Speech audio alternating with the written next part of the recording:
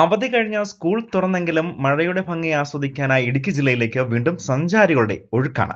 കുട്ടിക്കാനം വളഞ്ഞാങ്കാനത്ത് വെള്ളച്ചാട്ടവും വെള്ള പുതച്ച മഞ്ഞിന്റെ മനോഹരമായ കാഴ്ചയിലേക്ക്.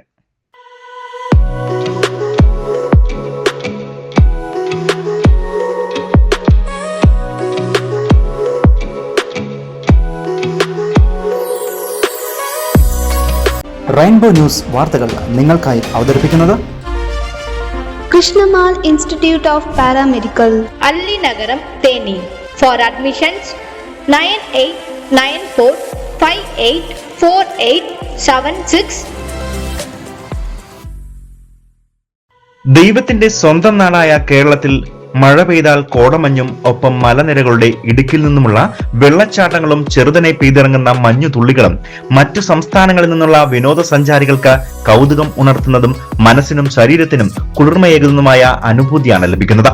ഇതുകൊണ്ട് തന്നെ മൺസൂൺ കാലവർഷത്തെ ആസ്വദിക്കാനായി നോർത്ത് ഇന്ത്യൻ വിനോദസഞ്ചാരികളും വിദേശ വിനോദസഞ്ചാരികളും ഇവരോടൊപ്പം തന്നെ കേരളത്തിന്റെ മറ്റ് ജില്ലകളിൽ നിന്നുള്ള സഞ്ചാരികളും ഇടുക്കി ജില്ലയിലേക്കാണ് ഒഴുകിയെത്തുന്നത്. മുണ്ടക്കയത്ത് നിന്നും ഇടുക്കി ജില്ലയിലേക്ക് പ്രവേശിച്ചു കഴിഞ്ഞാൽ പെരുവന്താനത്ത് എത്തുമ്പോൾ തന്നെ ആകാശത്തു നിന്നും താഴെ ഇറങ്ങിയ മേഘങ്ങളാണ് സഞ്ചാരികളെ വരവേൽക്കുന്നത്.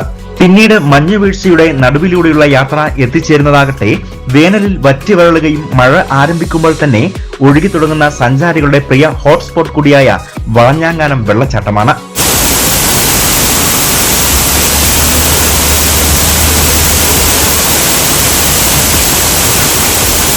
സഞ്ചാരികൾ ഇവിടെ മണിക്കൂറുകളോളമാണ് ചെലവഴിക്കുന്നത്.